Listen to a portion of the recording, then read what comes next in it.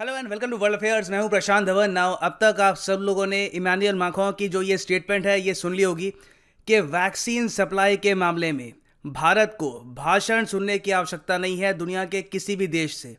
Now जो ये statement है इसकी इंपॉर्टेंस हाईलाइट करने के लिए पहले मैं आपको ये बता दूं कि आज के समय कोई भी वर्ल्ड लीडर नहीं है जो इतना बढ़ चढ़ के भारत के सपोर्ट में आता है जितना फ्रांस के प्रेसिडेंट इमैनुअल मैक्रों। हालांकि इनके नाम को आप मैक्रोन भी कह सकते हैं मगर करेक्ट फ्रेंच प्रोनाउंसिएशन रहेगी इमैनुअल मैक्रों। और हमें इनका भारत प्रेम एक्चुअली अप्रिशिएट इसलिए भी करना चाहिए क्योंकि कुछ ही महीने पहले आपको याद होगा कि भारत में इनके अगेंस्ट बहुत ही बड़े स्केल पर प्रोटेस्ट भी हुए थे जब इन्होंने शार्ली हेब्डो को सपोर्ट किया और कुछ कंट्रोवर्शियल रिमार्क्स दिए about a particular religion.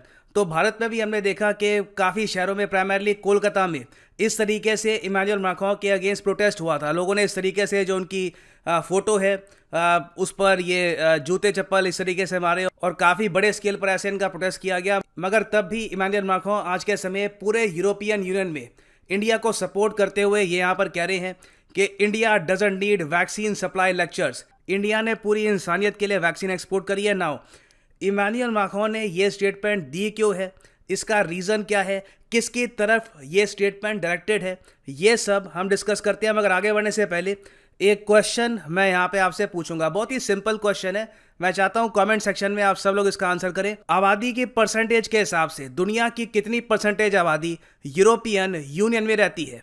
Europe as a continent की बात नहीं कर रहा, यूरोपियन यूनियन जहाँ पे 27 देश आपको मिलेंगे, यहाँ पे दुनिया की कितनी प्रतिशत आबादी आपको मिलेगी? ये है यहाँ पे आपकी ऑप्शन। कमेंट सेक्शन में करिए आंसर। सही आंसर मैं आपको दूंगा वीडियो के एंड में। नाउ हाल ही में हुआ है यूरोपियन यूनियन भारत का वर्चुअल समिट। यूरोपियन यूनियन जहाँ पे आपको 27 देश मिलेंगे, ये इसको काफ़ी प्रमोट भी कर रहे हैं इस हैशटैग के साथ, यूरोपियन यूनियन इंडिया एक साथ। और इसके लिए इन्होंने बहुत सारी प्रमोशनल वीडियोस निकाली है, ये काफ़ी अनोइंग म्यूज़िक के साथ। ये 24 ऑफिशियल लैंग्वेजेस, एक हमारा मोटो है हम इकट्ठा रहेंगे डाइवर्सिटी में भी। और ये यहाँ पर सारे जो यूरोपियन यूनियन कंट्रीज़ के झंडे हैं यहाँ पे आप देख पाओगे। और ये बेसिकली कह रहे हैं कि हम सपोर्ट में खड़े हैं इंडिया के ड्यूरिंग दिस पेंडेमिक।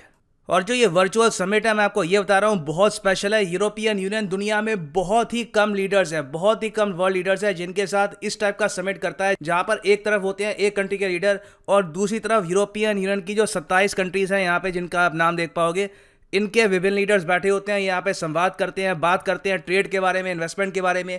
और इंडिया और यूरोपियन यूनियन का जो ये समिट है ये एक ऐसे टाइम में भी हो रहा है, कोइंसिडेंटली एक ऐसे टाइम में हो रहा है जब यूरोपियन यूनियन पाकिस्तान और यूरोपियन यूनियन चाइना के रिलेशंस काफी हद तक खराब हो रहे हैं। हाँ, इसका कोई भी लिंक भारत और यूरोपियन यूनियन के रिलेशन से नहीं है, ये बस एक कोइंसिडेंस है। हमने हाल ही में ये देखा है कि यूरोपियन यूनियन ने एक प्रॉपर रेजोल्यूशन पास किया अपने पार्लियामेंट में, जहां पर ये लोग कह रहे हैं कि पाकिस्तान को अपने ब्लास्फेमी लॉ चेंज करने होंगे, नहीं तो भविष्य में पाकिस्तानी एक्सपोर्टर्स को जो स्पेशल स्टेटस दे रखा है यूरोपियन यूनियन ने, GSP+ स्टेटस, इसको ये लोग रिमूव भी कर सकते हैं। और ये याद रखिएगा, जिस दिन यूरोपियन यूनियन ने GSP+ पाकिस्तान के लिए रिमूव कर दिया, ये एक बहुत ही बड़ा नेगेटिव पॉइंट होगा पाकिस्तान के लिए। फिर आप अगर चाइना को देखो तो हाल ही में यूरोपियन यूनियन ने इनके साथ एक बहुत ही इंपॉर्टेंट जो अपना एक एग्रीमेंट था ये सस्पेंड कर दिया है। हालांकि वर्ड यूज़ किया है सस्पेंड, मगर आप मान लीजिए हमेशा के लिए जो ये एग्रीमेंट है ये अब डेड हो गया है। एग्रीमेंट का नाम था कॉम्प्रिहेंसिव एग्रीमेंट ऑन इन्वेस्टमेंट। और यूरोपियन यूनियन ने यहाँ पर यह कहा है कि जिस तरीके से उइगर मुस्लिम्स पर, ताइवान के लोगों पर, तिब्बत के लोगों पर चाइना यहाँ पे अत्याचार कर रहा है, ये सब देखते हुए हम यहाँ पे जो ये एग्रीमेंट है चाइना के साथ ये कर रहे हैं कैंसिल। तो एक तरफ तो पाकिस्तान और चाइना के साथ इनके रिलेशंस काफ़ी हद तक खराब हुए हैं, दूसरी तरफ हमने यहाँ पर ये देखा है कि इंडिया और यूरोपियन यूनियन की जो स्ट्रैटेजिक पार्टनरशिप है ये लगातार इंप्रूव हो रही है। और हाल ही की मीटिंग में बहुत अच्छे यहाँ पर निष्कर्ष भी निकल के आए हैं। सबसे इंपॉर्टेंट बात तो यहाँ पर यह निकल के आई है कि भारत और यूरोपियन यूनियन अपनी फ्री ट्रेड एग्रीमेंट की नेगोशिएशंस वापस शुरू करेंगे 8 साल के अंतराल के बाद। देखिए, मैं आपको ये बताता हूँ कि भारत के इकोनॉमिक फ्यूचर में एक बहुत ही बड़ा निर्णय होगा यूरोपियन यूनियन के साथ फ्री ट्रेड एग्रीमेंट। इसको लेकर भारत में कई कंपनीज नर्वस भी हैं, कई कंपनीज एक्साइटेड भी हैं। और माना जा रहा है कि आने वाले 1-2 साल में पॉसिबिलिटी है कि भारत और यूरोपियन यूनियन ये एग्रीमेंट साइन कर लेंगे। तो इस पर प्रॉपर तरीके से बातचीत शुरू होना ये अपने आप में बहुत अच्छी बात है। उसके अलावा यहाँ पर यही बात करी गई कि किस तरीके से भारत और European union countries WTO, G20, बाकी और वेरियस इंटरनेशनल फोरम्स में मिलकर काम कर सकते हैं।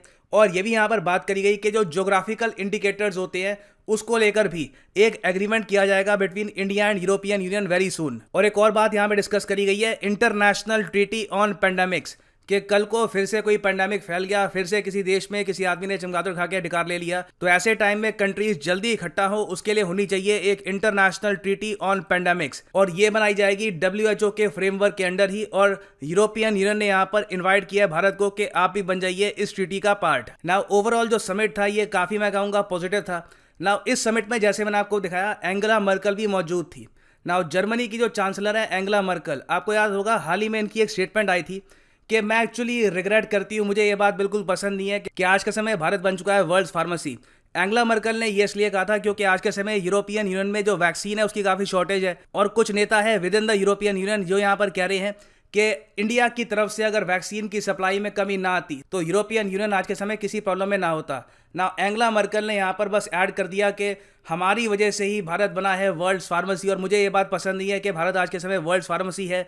हमको कोशिश करनी चाहिए कि वापस जो मैन्युफैक्चरिंग है मेडिसिन की, वैक्सीन की, ये वापस शिफ्ट हो टू द यूरोपियन यूनियन। और इस टॉपिक पर मैंने एक वीडियो भी बनाई थी जर्मन एरोगेंस के नाम से, करीब 6 लाख लोगों ने ये वीडियो देखी थी, और दुनिया भर में इंडियंस ने एक्चुअली काफ़ी आलोचना भी करी थी एंगेला मर्कल की स्टेटमेंट की। हालांकि मैं आपको ये बता दूं कि जब से एंगेला मर्कल ने स्टेटमेंट दी तब से लेकर अब तक जर्मनी की सरकार ने बहुत स्टेप्स लिए हैं ताकि भारत में जर्मनी के अगेंस्ट ज़्यादा गुस्सा ना खड़ा हो जाए। और एंगेला मर्कल ने भी खुद काफ़ी स्टेटमेंट्स दी है कि हम भारत के साथ खड़े हैं, हम इंडिया को सपोर्ट करेंगे इस पेंडेमिक में, क्योंकि बाद में इनको भी समझ में आ गया कि जो इनकी ये स्टेटमेंट है ये काफ़ी हद तक टेस्टलेस थी और इसका कोई यहाँ पर मीनिंग है भी नहीं।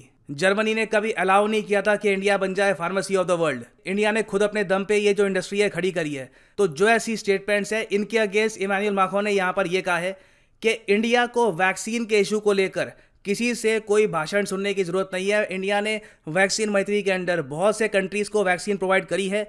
हाँ, हम आज के समय जानते हैं कि भारत में सिचुएशन काफ़ी टफ है, तो ऑब्वियस सी बात है वो लोग पहले तो यही कोशिश करेंगे कि उनके यहाँ काफ़ी बड़ी जो आबादी है ये प्रॉपरली वैक्सीनेट हो जाए, और उसके बाद ऑफ कोर्स इंडिया फिर से एक्सपोर्ट करना स्टार्ट करेगा। तो इवन दो इमैनुअल मैक्रोन ने यहाँ पर किसी का नाम नहीं लिया, ये ऑब्वियस सी बात है। जो ये स्टेटमेंट है ये जवाब है उन सब लीडर्स का, उन सब पॉलिटिशियंस का जो भारत की वैक्सीन प्रोडक्शन एबिलिटी पर सवाल उठा रहे थे ना। यहाँ पे आप पूछ सकते हैं तो क्या इसका मतलब हम ये समझे कि जर्मनी और फ्रांस के रिलेशंस खराब है? नहीं, देखिए ऐसा कुछ भी नहीं है। दोनों कंट्रीज़ के रिलेशंस काफ़ी अच्छे हैं। यहाँ पे आप कह सकते हैं इमैनुअल मैक्रोन ने थोड़ा सा हट के, ऑलमोस्ट आप कह सकते हैं जो एक ऑफिशियल लाइन है उससे हटकर भारत का सपोर्ट किया है इस इशू को लेकर। ये आप कह सकते हैं उनकी एक पर्सनल डिप्लोमेसी है, भारत के प्रति एक खास लगाव होगा, खास प्रेम होगा, इसलिए ये स्टेटमेंट दी गई है उनकी तरफ से। और इंडियन मीडिया ने जो ये स्टेटमेंट है इसको होल हार्टेडली वेलकम भी किया है। हालांकि एक बात यहाँ पे मैं ऐड कर दूँ कि ऐसा नहीं है कि हर एस्पेक्ट में फ्रांस भारत के साथ खड़ा है, specially in the case of vaccine. आपको पता होगा हाल ही में जो बाइडन ने ये कहा है कि ये वर्ल्ड ट्रेड ऑर्गेनाइजेशन में सपोर्ट करेंगे इस आइडिया को कि दुनिया भर में जो वैक्सीन बनाने का फॉर्मूला है ये कर दो फ्री, कोई भी कंपनी वैक्सीन बना सकती है, कहीं पर पेटेंट के रूल्स लागू नहीं होंगे। अब इस इनिशिएटिव को लेकर एक्चुअली फ्रांस भारत के अगेंस्ट खड़ा है, क्योंकि फ्रांस यहाँ पे नहीं मानता, जर्मनी और फ्रांस दोनों ये नहीं मानते कि दुनिया भर में किसी भी कंट्री को इजाज़त होनी चाहिए कि वो वैक्सीन यहाँ पे प्रोड्यूस कर पाए बिना किसी पेटेंट के रुकावट के। तो ये जो फाइनल पॉइंट है ये मैंने बस इसलिए ऐड किया है ताकि आप लोग भावनाओं में ना बह जाएं, और याद रखें कि कंट्रीज़ के इंटरेस्ट होते हैं। फ्रांस बिल्कुल बहुत सारे इश्यूज़ को लेकर भारत के साथ खड़ा है, मगर कुछ इश्यूज़ को लेकर भारत और फ्रांस में मतभेद भी है ना। जो क्वेश्चन मैंने आपसे पूछ रहा कि यूरोपियन यूनियन में कितनी आबादी है, कितनी परसेंटेज आबादी है पूरी दुनिया की, तो देखिए यहाँ पर दुनिया की टोटल आबादी का 5.8% आपको मिलेगा in the 27 countries of the European union. और यूरोपियन यूनियन के हेडक्वार्टर्स कहाँ पे आपको मिलेंगे? ये आपको मिलेंगे ब्रसल्स में, ठीक है, ब्रसल्स इन बेल्जियम। और फाइनली यहाँ पर मैं ऐड कर दूं कि आप अगर यूपीएससी प्रीलिम्स 2022 तक के लिए प्रॉपरली प्रिपेयर करना चाहते हैं तो अनअकैडमी के कोर्सेज आप परचेज कर सकते हैं। सिंपली जाओ unacademy.com पे, या फिर अनअकैडमी की जो ऐप है गूगल प्ले स्टोर से डाउनलोड कर लो। यहाँ पर जाओ अपने एग्जाम पे, for example UPSC, CSC, get subscription, और यहाँ पे आप परचेज कर सकते हैं प्लस या आइकॉनिक कोड। जो प्लस कोर्स है ये पर मंथ आपको पड़ेगा 4125 का, मगर ये प्राइस पे कभी मत कर देना। यूज़ करिए यहाँ पर कोड PD10 और आपको मिलेगा सीधा 10% discount on all the courses. So use the code PD10 and save money. इसी नोट के साथ यह वीडियो का अंत। Thank you for listening and as always God bless you all.